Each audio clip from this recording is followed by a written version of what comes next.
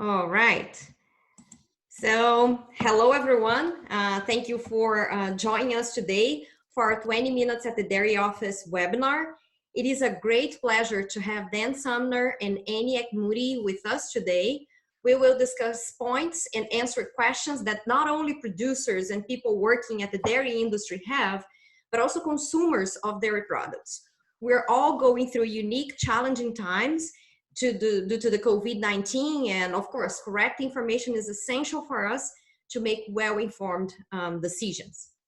So before introducing my guests, let me first introduce myself. My name is Fernanda Ferreira, and I am an assistant cooperative extension specialist with the UC Davis School of Vet Med. I joined the faculty team a year and a half ago after finishing my PhD at the University of Florida. And my area of research and extension is herd health and management economics. Dan Sumner, he is a distinguished professor of agricultural economics at UC Davis, and he's also the director of the UC Agricultural Issues Center. He returned to California about 25 years ago after serving as the Assistant Secretary for Economics at USDA, where he was responsible for economic analysis of food and agriculture policy, and also supervising the USDA staff economists and the statisticians. And Annie AcMoody is the economist for the Western United Dairies. She has been with WD for almost 10 years now, providing analysis to the board of directors on various topics of interest. She also provides information to members on a weekly basis through the Western United Dairies newsletter, as well as work closely with WD staff on issues impacting the industry. Those have changed a lot over the years, and especially during these days, her focus has been on policy needed to assist with the current crisis. So it's an honor to host this webinar, having you both here. And I would like to start this discussion today with a brief overview of the facts that led to what we have been seeing in the dairy markets. So producers, processors, and consumers, they're all trying to understand why milk had to be dumped, why consumers had restrictions with the amount of milk they could buy, and if there will be shortages or maybe surpluses of certain milk products going forward. And Annie, I will start actually with you because you wrote a very good article on this topic for the Western United Dairymen newsletter that came, I think, out a little over a month ago when the lockdowns had just started. So can you give us an overview of what is happening and what we can expect for the future? Yeah, sure. And thanks for mentioning the article. The education piece is a big part of what we do. So it's always nice when to hear the people actually have read it. So it really with the lockdowns, when this all started, the big root, the crisis for the dairy industry in particular, is that all the restaurants closed down. And about half of Americans' budget is spent on eating out. And so that had a really big repercussion for food industry and especially dairy. Now, many people have seen at retail, dairy was flying off the shelf. So, you know, if we look at late March data, we're looking at cheese was up 60%, butter was up 115%, and fluid milk was up 30% in terms of sales in California. And so a lot of that restaurant demand shifted to retail. So that's the good news. But the problem is that with the shift from the restaurant to retail, it caused major logistical issues. And so really dairy plants had a hard time adjusting, and even, you know, trucking companies that haul the dairy products had a hard time getting, you know, all the products to the right place. And many consumers are frustrated by the lack of availability at grocery stores. And you would think that because products are not needed at restaurants anymore, we can just shift them to grocery store. But the problem is it's not that easy to transfer because product preferences are different. You know, the formats, the packaging, what people buy at the store is different than what wholesale purchase look like. And, you know, sometimes installing equipment to switch from one type of cheese to another is extremely expensive. And so it can't happen overnight. And so with all that shift in where the demand should be and where the product should be, there was a huge bottleneck at warehouses because products were trying to adjust to where, you know, the higher demand was, but it doesn't happen overnight. And so with these bottlenecks, we had some issues with even producers having to dump some milk in some part of the country. We had that in California, unfortunately, happen too, although I don't think not as much as in certain areas. But eventually that led to processors putting some production limits on a lot of their shippers, depending on, you know, who the company is. Mm-hmm. And then would you like to add on that? Well, I would just add these concerns about what some consumers can't understand, and it's fully reasonable. You have at the same time, people say, "Gee, it's not in my supermarket," or "There's not enough of it." The farm price has fallen, and you say, "Gee, how could the retail price go up?" Or there's a shortage at retail, and yet the farm price has fallen. Because the really disastrous thing for the dairymen is the collapse in prices. And they really haven't hit yet, given the way our marketing order works. We, in a sense, have milk prices that are sort of driving in the rear view mirror. So we've held prices, minimum prices, to producers here through March and April, but the futures market tell us a lot. And I know we're going to get there, but that is a really severe collapse in milk prices. And part of that has to do with the collapse in income. We're entering one of the most severe recessions we've ever had in America, probably worse than it was 10, 12 years ago. And that's going to reduce, even when we relax some lockdowns, people aren't going to rush off to restaurants again or be buying like they were before, just because unemployment and low incomes and even retired people, the stock market collapses and they're worried about their income. So that's a really severe problem going forward for the dairy industry. And I just want to keep it on our radar screen as we go along here. Yeah, great. That's a very good point. And we definitely are going to talk about that. But before, me ask you a follow-up question on the first one. So how much of the dairy products are consumed through food service and retail? Because one question that we hear a lot is that people say that their consumption of dairy products is the same as before or has even increased while they're at home. And then the question would be, how much of the lost food service milk has been absorbed by retail sales? Yeah, and that's a very good question, and it's a bit confused in the press. And Annie cited an exactly correct number, that half of the expenditures on meals is away from home, or it was away from home before we had the lockdowns. But that's not the quantity of food, because of course the farmer's share of the dollar spent in a restaurant is far, far smaller than it is in the supermarket. And we've done some calculations on that, and working with economists at USDA at the Economic Research Service. In the case of milk, fluid milk, drinking milk, beverages, it's actually 80% that was traditionally consumed at home for that product. That's the quantity. And much of the rest was school milk and institutions and coffee shops and things. When it comes to cream, more of that was consumed outside the home. Just to give you a little, so what does that mean to a dairyman? It means the price of fat goes down because people don't replace that at home. But for the fluid, which we know that fluid milk tends to be about 2% fat as opposed to 3.5 or 4 out of the cow. So those kind of changes. For cheese, more of it in the restaurants. And as Annie, I think, very nicely pointed out, the kind of cheese matters there. So restaurants tended to be, pizzas and spaghetti and things where there'd be a certain different kind of cheese product than people may be used to using at home. And so it varies product by product, even within the dairy sector. And then you get products like hamburger, ground meat that's more outside the home, other products more inside the home. And so this really matters to the dairy industry. How much got replaced? We think, in fact, probably in terms of fluid milk, we may be using more. What a number of items, we don't have the final April data yet. What we've noticed for a lot of products is that people initially bought a bunch, stuffed their refrigerator full of cheese and other things, And then they, of course, cut back on buying it, and markets notice that. So that's where we are right now, and looking forward, it's more worrisome, I think. Annie? Yeah, I echo what Dr. Sumner was just saying. I think the fluid is one area where, is traditionally a lot more at retail.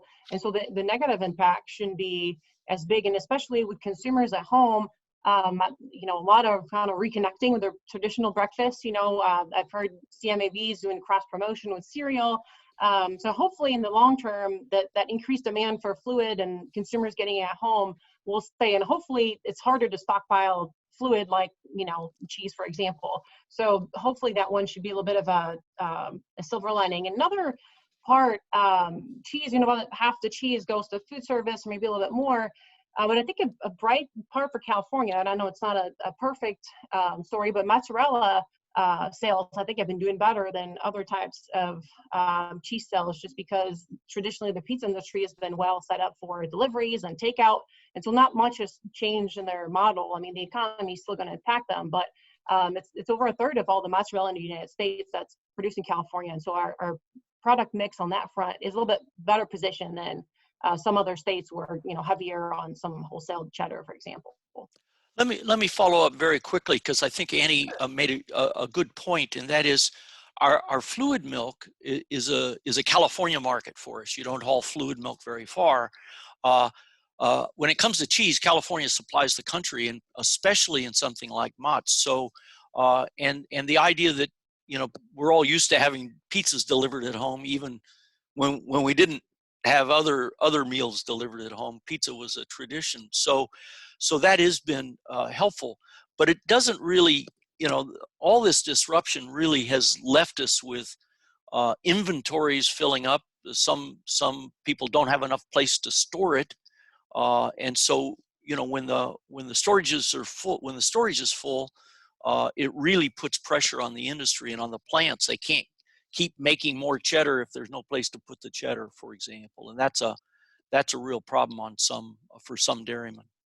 Yeah, this information is very important, for us to have a better understanding of milk markets and a better grasp of what is happening right now. And let's change gears a little bit and go back to that discussion about the milk price. We all saw, as you mentioned, Dan, a sharp decrease in current low farm milk prices. Can you expand a little bit on that? I mean, how have the lockdowns in the US and internationally affected milk prices? And will low farm prices translate into lower dairy product prices for consumers down the line? Yeah, so let's deal with the first one first. What we saw was a collapse in the futures market, and we saw the May futures market go for milk that would be used for cheese or milk that was used for making milk powder and butter, two big national and international items for California. They went from prices of around $17 per 100 pounds down to $11. So we're talking 30-40% declines or more in the price of milk for the futures market in May and June. Mm-hmm. And they're gradually coming back up, but they were expected to be around $16 or $17 throughout the year, maybe a little higher later in the year. And now they're sitting gradually up, getting up to maybe $14. So a massive hit. And that's not just taking all the profit out. That's taking all the profit plus putting every dairy farm in the red, even the most efficient. No dairy farm can produce profitably at the prices they're now facing, likely to be for the rest of the year. And I want to make, there's a technical point in all this, that partly because of our milk marketing orders, that doesn't immediately translate to the price that the farmer sees. Whereas in some cases, for some industries, the produce industry is something, if nobody buys your stuff and you plow it up, you get nothing for that. It's just gone. And the milk marketing order does give us a certain amount of smoothness here. So when a dairy farmer dumps milk, they're still paid for that milk. They're paid at a minimum amount. They get a pool price under the regulations. And so for most dairymen, that means that the worst of the price hit hasn't hit yet, but it's like driving full speed. your car's in a crash, you just haven't hit the tree yet, but it's gonna happen. I mean, they are in the middle of the spin out. The crash is coming. They know it's happening. They're all preparing for it, and it is going to be a very severe economic hit. Now, you ask about consumers. Let me just say very quickly, yes, it'll show up in milk prices. It'll show up in fluid milk prices and cheese prices as we go throughout the year. But of course, there's a marketing margin between the two, and supermarkets may not reflect the full price decline. Just like occasionally they don't show the full, if the prices spike up for some reason, they don't necessarily bring the prices all the way back up. Supermarkets tend to smooth prices a little bit. And of course, they have their own costs as well, and the transport and packaging and everything like that. Mm-hmm. And Annie, would you like to add on that? Yeah, just on the, I think on the dump milk, that's a really good point about the fact that the federal order allows to smooth some of that portion of the milk that otherwise wouldn't get paid. So producers get minimum pool price, which that only applies to pool milk, unfortunately. So some producers are still left out of that situation. Maybe they have to arrange something with their processor. But the kind of a side impact of that, even though the pool price kind of covers their milk, it kind of brings everybody's blend down, because that milk really is getting no return. It's just going down the drain. So just maybe a little addition. Unfortunately, that wild producer getting covered for it some, because that milk is not going anywhere and generating a return. Really, it kind of brings everybody else's price down. And so hopefully we're past the main issues with the dumping, and the supply balance, is a little bit better with now processors having placed restrictions on milk that they didn't need. So that milk, instead of being dumped and diluting the pool, it's just not being produced. Mm-hmm. Yeah, it's a situation, as Dan said, that they're getting ready for that. And now that you're talking about this, let me ask you another question that I hear a lot, and not only from farmers or consultants, but also from consumers, is that considering the perspective of gradual relaxing of the lockdowns in some places and changes in processor and co-op programs to reduce the deliveries, what do you expect in terms of the dairy supply and demand balance for the next months? And what does that mean for milk prices? I'll let Annie predict milk prices.